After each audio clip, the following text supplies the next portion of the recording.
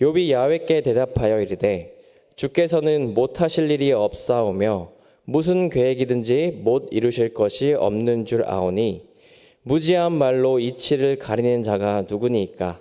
나는 깨닫지도 못한 일을 말하였고 스스로 알 수도 없고 헤아리기도 어려운 말을 말하였나이다. 내가 말하겠사오니 주는 들으시고 내가 주께 묻겠사오니 주여 내게 알게 하옵소서. 내가 주께 대하여 귀로 듣기만 하였사오나 이제는 눈으로 주를 배움나이다. 그러므로 내가 스스로 거두어드리고 티끌과 제 가운데에서 회개하나이다. 아멘. 네, 말씀을 시작하기 전에 우리 한 가지를 부탁드리고 싶습니다. 그건요, 서로에게 박수를 쳐주는 일입니다. 서로에게 고생했다, 수고했다라고 격려의 박수를 한 번씩 쳐주시면 좋을 것 같은데요. 피곤하시겠지만 우리 한 번만 옆 사람에게 격려의 박수 한 번 부탁드리겠습니다. 한번 박수, 네, 박수 한번 쳐드리겠습니다. 네, 고생하셨습니다. 네, 박수를 왜 쳐주었냐면요, 길고 길었던 욥기의 마지막이기 때문입니다. 네, 계속 친구들이 말하고 욥이 대답하는 그 반복되는 그 이야기들 인내하고 들으시느라 참 고생 많으셨습니다. 그래서 오늘은요, 욥기 전체 내용을 가지고 이제 마무리를 하고자 합니다. 이 마무리까지 힘내시길 바랍니다. 그래서 설교의 제목은 하나님은 떠나지 않는 자를 만나 주십니다 라는 제목으로 말씀을 전하고자 합니다. 하나님을 떠나지 않는 자를 반드시 만나 주십니다. 우리의 삶에는 속도보다 방향이 중요하다라고 이야기합니다. 왜냐하면 의미 있는 삶을 살게 하기 때문입니다. 2013년 4월 28일 영국의 한 마라톤 대회에 신기한 일이 있었다고 합니다. 그건 참가했던 5천여 명 중에 한 명만 빼고 모두 실격한 일이 있었다라고 합니다. 그게 무슨 일이 있었나 보니까요, 1위 선수와 격차가 상당히 벌어진 2위 선수가요, 마라톤 코스를 잘못 들면서 그 뒤를 따라가던 모든 선수가 코스를 이탈하게 된 겁니다. 모두 잘못된 길을 따라간 거죠. 그래서 1위 선수를 제외한 이제 2위 선수를 따라간 5천여 명의 사람들은 마라톤을 완주하고도 모두 실격 처리가 됐다라고 합니다. 이와 반대되는 이야기가 일본에도 있습니다. 일본에 이제 베이카 모카 마라톤 대회라고 이제 초등학생을 대상으로 하는 마라톤 대회가 있었다고 합니다. 초등학교 3학년부터 6학년까지 참가하는 대회였다고 해요. 보통 이제 초등학교 3학년부터 6학년까지 이제 참여한 대회라면 보통 누가 우승을 할까요? 보통 5학년이나 6학년이 우승을 할 겁니다. 아무래도 이제 키도 좀 더 크고 근력도 성장했으니까 아마 5, 6학년들이 우승을 하게 됩니다. 근데 신기하게 이번 대회에는 3학년 학생이 우승했다라고 합니다. 그 이유를 들어보니까 우승한 그 3학년 학생을 제외하고 모두 실격이 됐다라고 합니다. 사실 3학년 학생이 가장 꼴찌로 달리고 있었다고 합니다. 근데 앞에서 달리던 학생들이 모두 코스를 이탈해 버린 겁니다. 가장 늦게 3학년 학생이 달렸는데 그 3학년 학생만 올바른 방향으로 가니까 3학년 학생이 1등으로 들어올 수 있었다라는 겁니다. 이 두 가지 이야기가 주는 교훈이 뭘까요? 속도보다 방향이 중요하다라는 겁니다. 아무리 속도가 빨라도 방향이 없으면 소용이 없다라는 겁니다. 방향을 알아야 속도도 의미가 있다라는 겁니다. 그런데 이렇게 아무리 방향을 잘 잡아도 모든 것이 의미 없어 보일 때도 있습니다. 내가 방향을 잡는 게 의미가 있나? 라는 생각이 들 때가 있습니다. 그때가 언제일까요? 바로 고통과 고난이 찾아올 때가 그렇습니다. 아무리 방향을 잡아도 고통과 고난이 찾아오면 이 모든 것이 의미 없어 보이기도 합니다. 저의 사역이 그랬습니다. 저는 이제 삶의 방향을 군대 이후에 이제 러시아 선교를 다녀오면서 사역의 길을 가야겠다 하고 그 길을 가고 있습니다. 근데 이 길을 가고 있는 상태에서 이 방향을 잡고 있는 상태에서 제가 맡고 있는 학생들이랑 소통이 안 될 때 그때 제가 사역하는 게 맞나? 라는 생각이 늘 듭니다. 제가 이제 고등부를 맡고 있는데 고등부 설교할 때도 참 그런 걸 많이 느낍니다. 이제 설교 시간이 돼서 설교를 하는데 반응이 정말 없습니다. 제가 무슨 말을 하면 아이들이 대답도 안 하고 무표정으로 있습니다. 그냥 내가 사람 앞에서 설교하나 돌 앞에서 설교하나 라는 생각이 들 때도 있습니다. 이럴 때는요, 아무리 방향을 잡아도 힘든 일이 생기니까 흔들릴 때가 있다라는 겁니다. 삶의 방향, 마음의 방향을 잡아도 고통과 고난이 오면 우리 마음이 흔들릴 때도 있다라는 겁니다. 게다가 이 고통과 고난이 이유 없는 고통과 고난이면 어떨까요? 원인과 결과가 없는 고통, 억울한 고난이 생기면 어떨까요?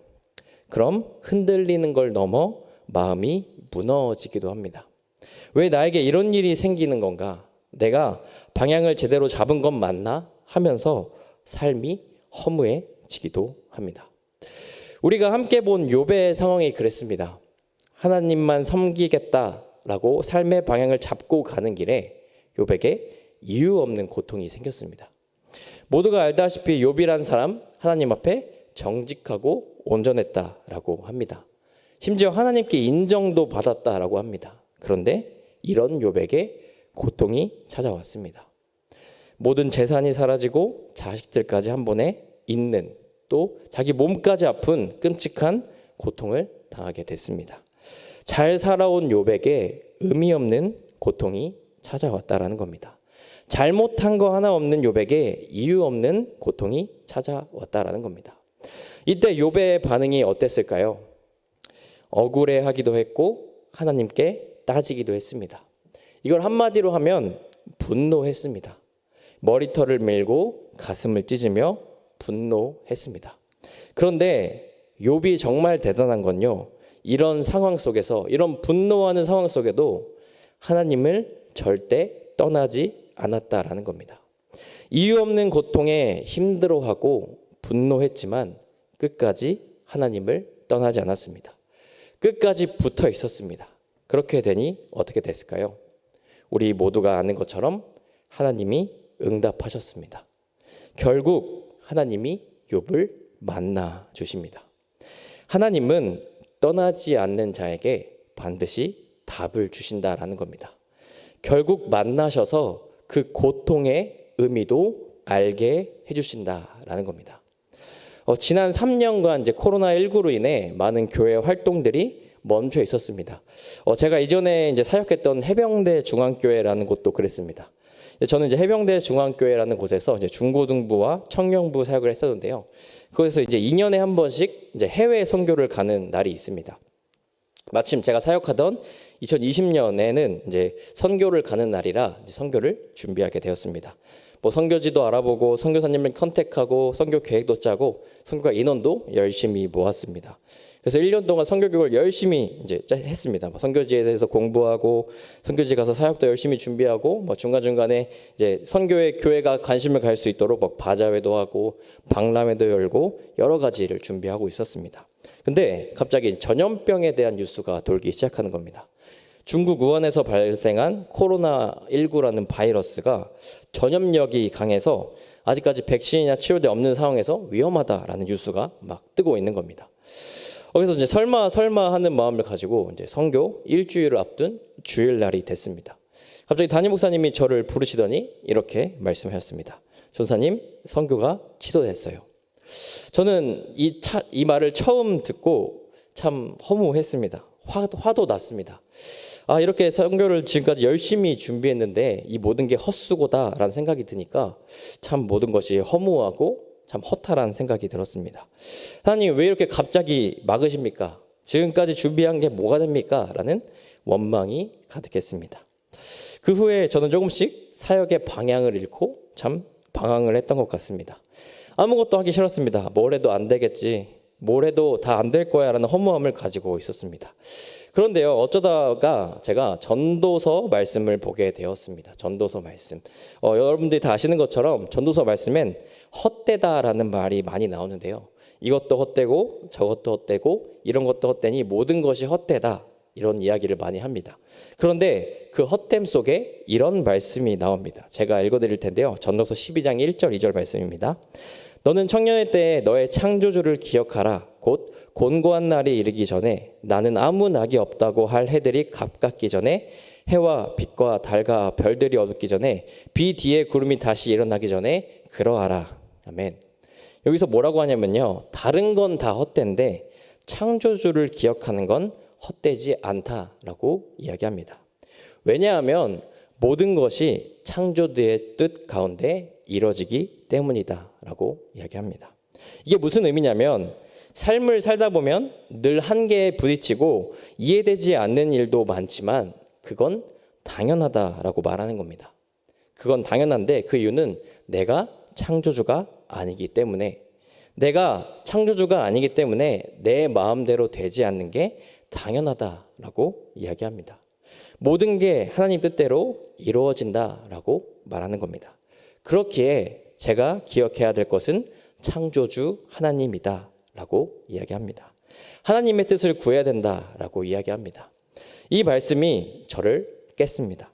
교만했던 마음을 깨트렸습니다. 지금까지 저는 제가 사역을 한다고 생각했습니다. 내가 열심히 준비한 걸 하나님이 못하게 하신다라고 생각했습니다. 하지만 저의 삶을 이끄신 건 하나님이셨습니다. 저의 사역을 이끄신 분도 하나님이셨습니다. 하나님이 모든 걸 하셨고 하나님이 계획하셨다라는 겁니다. 그날 이후 제 사역의 의미가 변화되었습니다. 이젠 모든 사역을 제가 했다 생각하지 않게 되었습니다. 모든 계획을 제가 하려 하지 않았습니다. 하나님의 일하심을 기대하게 됐습니다. 하나님의 이끄심을 기대하게 됐습니다. 그랬더니 생각지도 못한 사역이 시작되었습니다. 그때 당시 중고등부 청년부가 만나서 예배를 못 드려서 온라인 예배를 드리게 되었고, 온라인 예배를 시작하면서 오히려 기존보다 더 많은 인원이 참석하기도 했습니다. 또 못할 것 같은 수련회도 온라인으로 진행하면서 평상시에 모시지 못할 강사분들 막 온라인으로 모셔서 기존보다 더 풍성하고 의미 있는 시간을 보낼 수 있었습니다. 하나님을 떠나지 않으니 하나님께서 저에게 새로운 의미를 주셨다라는 겁니다. 사역에 대한 의미를 변화시켜 주셨다라는 겁니다. 하나님은 떠나지 않는 자를 만나 주십니다. 떠나지 않는 자에게 새로운 답, 새로운 의미를 선물해 주신다라는 겁니다. 성도님들은 어떠신가요? 어떤 환경에도 어떤 상황에도 하나님을 떠나지 않고 계신가요?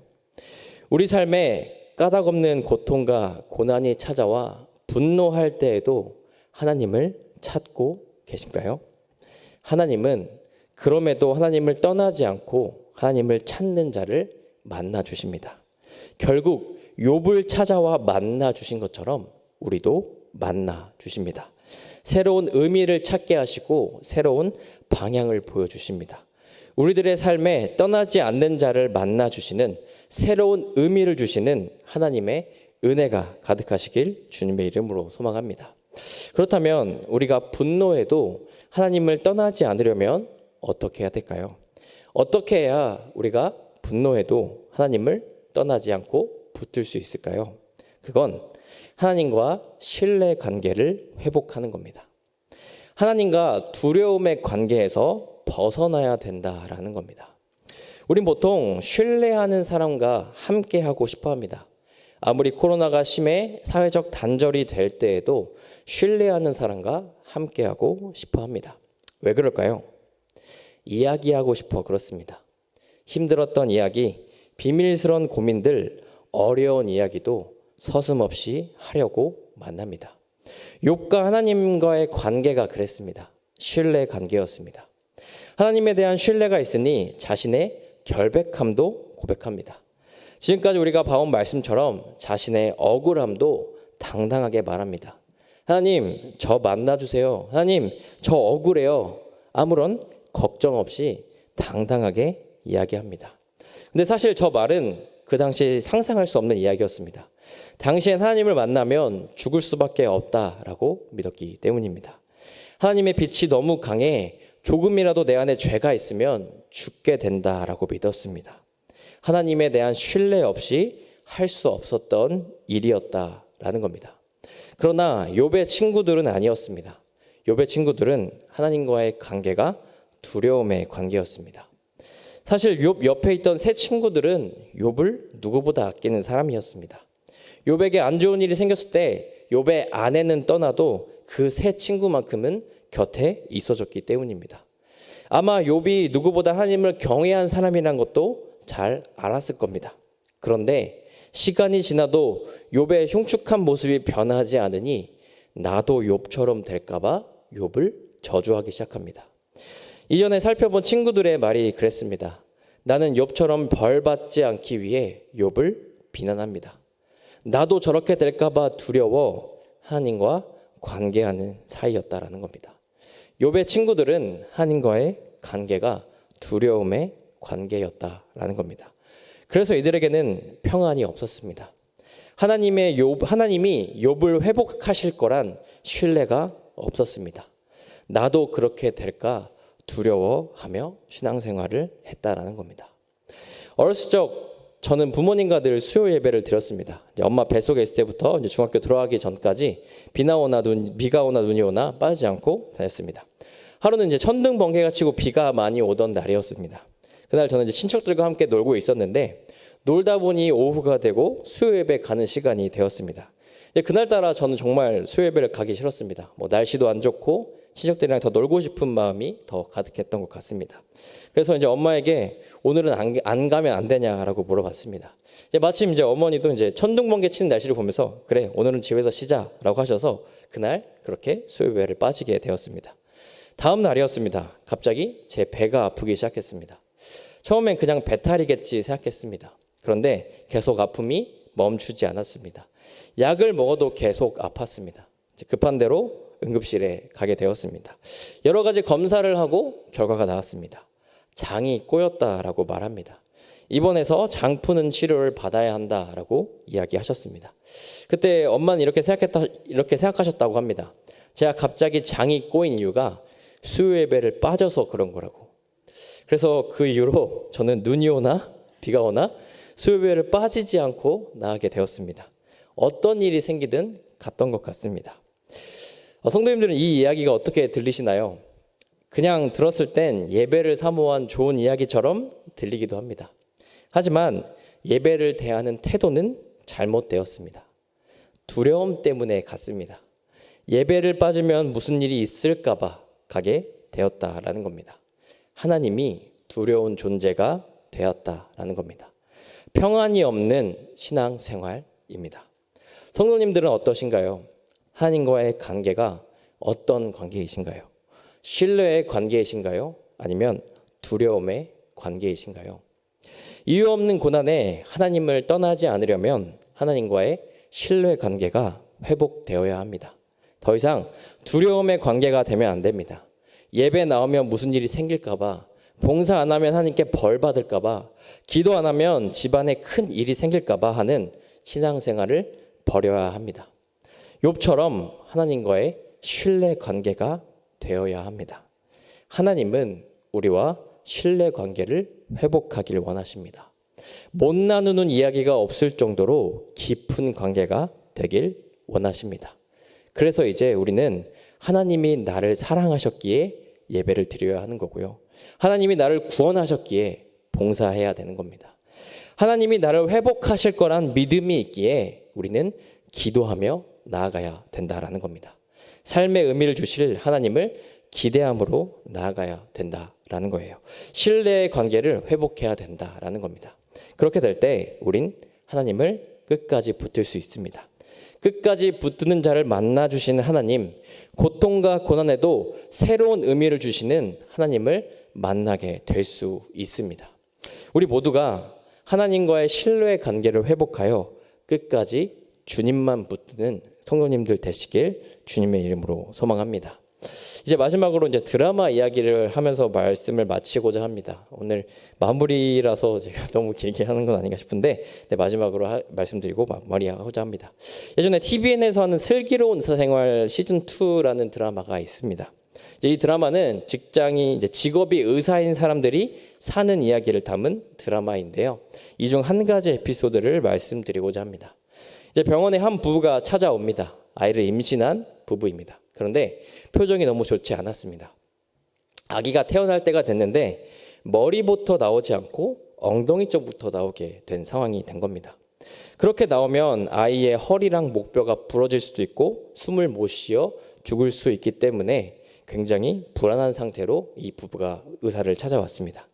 안 그래도 이 부부는 여러 번 유산을 겪은 사람들이라서 더 불안했던 것 같습니다. 산부인과 의사였던 의사는 그 부부를 보며 굉장히 안타까워했습니다. 이번엔 유산하지 않길 바라며 최선을 다해 그들을 돌봐줍니다. 아이가 제자리를 찾을 수 있도록 계속 도와줍니다. 하지만 출산인이 되도록 아이는 제자리를 찾지 못하게 되었습니다. 그래서 결국 수술을 하게 됩니다. 의사는 최선을 다해 수술을 합니다. 최대한 아이가 살 수 있도록 도와줍니다. 긴 수술을 마치고 의사는 부부를 찾아갑니다. 그리고 이렇게 말합니다.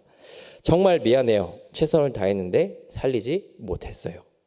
수술에 실패했다라는 겁니다. 의사는 산모의 눈을 마주치지 못하고 이야기했습니다. 의사도 산모도 눈물을 보이며 슬퍼합니다. 이렇게 모든 수술이 마무리되고 부부는 퇴원합니다. 의사는 퇴원하는 부부를 만나지 못했지만 위로의 문자를 하나 보냅니다. 그리고 며칠 뒤 의사에게 편지 하나가 도착합니다. 아까 말씀드렸던 유산을 겪은 부부가 보낸 편지였습니다. 그 편지 안엔 이런 글이 적혀 있었습니다. 의사 선생님 감사합니다. 유산을 겪은 날 너무 힘들었는데 의사 선생님이 보내신 문자 메시지를 보며 위로를 받았습니다. 정말 너무너무 힘들지만 아이가 생길 수 있도록 한 번 더 도전해 보려 합니다. 용기 내보려 합니다. 의사가 보낸 위로의 문자덩에 포기하지 않고 한 번 더 도전하겠다라고 이야기한 겁니다. 의사가 환자에게 무슨 말을 했길래 이 환자가 용기를 낼 수 있었을까요? 의사가 보낸 메시지는 이렇습니다. 때때로 불행한 일이 좋은 사람들에게도 생길 수 있다. 사랑하는 손바와 손봉교회 성도 여러분, 때때로 불행한 일이 좋은 사람들에게도 생길 수 있습니다. 하나님을 누구보다 경외한 욥에게도 그런 일이 생겼습니다. 하나님께 방향을 잡고 가던 중 불어닥친 바람, 번개 등으로 재산을 잃고 가족도 잃었습니다. 우리에게도 불행한 일이 생길 수 있습니다. 하나님을 따르는 우리에게도 고통과 고난이 생길 수도 있습니다. 너무나도 아프고 의미 없어 보이는 시간이기도 합니다.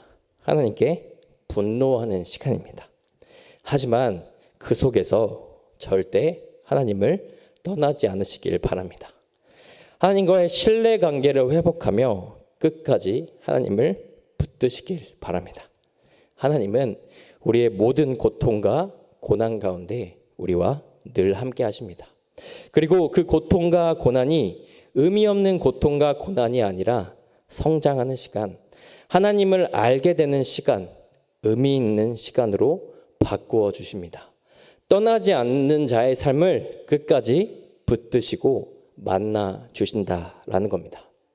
우리 모두가 이런 하나님의 은혜, 하나님의 사랑을 늘 받으시는 성도님들 되시길 주님의 이름으로 축복합니다. 하나님은 하나님을 신뢰하며 떠나지 않는 자를 만나 주십니다. 기도하시겠습니다. 사랑하는 주님 감사합니다. 오늘 우리가 욥기를 마무리하며 우리와 늘 함께 하시는 하나님에 대해 다시 한번 알게 해주심을 감사합니다. 주님, 욥에게는 참 여러 가지 고통과 고난이 찾아왔습니다. 의미를 알 수 없는 이유 모를 정말 분노할 만한 그 일들이 욥에게 일어났습니다. 하지만 욥은 그럼에도 불구하고 하나님을 끝까지 붙들었습니다. 그럼에도 불구하고 욥은 하나님을 끝까지 붙들며 나아갔습니다. 그렇게 하니 하나님은 욥을 만나 주셨습니다. 주님, 우리의 삶에도 여러 가지 고통과 고난이 찾아올 때가 있습니다. 정말 의미 없어 보이는 시간이 찾아올 때도 있습니다. 주님, 그때마다 우리가 참 고통스럽고 분노할 때도 있고 하나님이 원망스러울 때도 있습니다.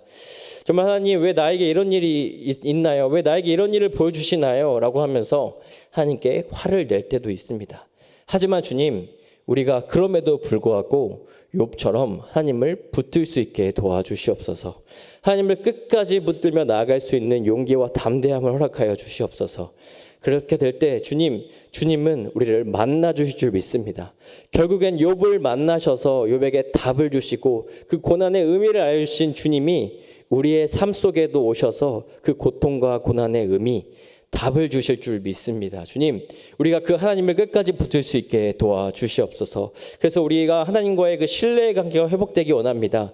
더 이상 두려운 관계로 나아가는 것이 아니라, 더 이상 두려움 때문에 신앙생활을 하는 것이 아니라, 주님이 나를 사랑하셨기에, 주님이 나를 구원하셨기에 그 신뢰의 관계 속에 주님이 나의 모든 상황 속에 나를 끝까지 지켜준다라는 그 믿음 가운데 기도하며 나아갈 수 있도록 도와주시옵소서.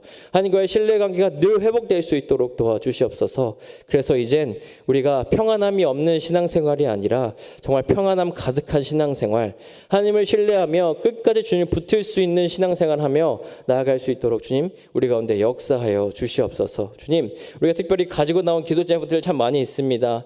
그 기도 제목들을 우리가 가지고 나올 때마다 과연 이 기도 제목들이 들어질까, 과연 언제쯤 이것이 이루어질까라고 고민할 때도 있지만, 주님 언제나 우리와 늘 함께 하시는 주님, 끝까지 함께 할 때 우리에게 답을 주시고 우리를 만나주신 주님을 신뢰하며 나아가오니 주님 우리 가운데 기도할 수 있는 담대함을 허락하여 주시옵소서. 주님, 우리의 기도를 들어 주시옵소서. 우리의 모든 상황 가운데 함께하여 주시옵소서. 모든 것을 주님께 맡길 수 있는 그 신뢰를 회복할 수 있도록 도와주시옵소서. 주님, 언제나 함께 하실 주님을 기대합니다. 우리 삶 속의 역사의 주님을 기대하며 이번을 사랑하시는 예수님의 이름으로 기도합니다. 아멘.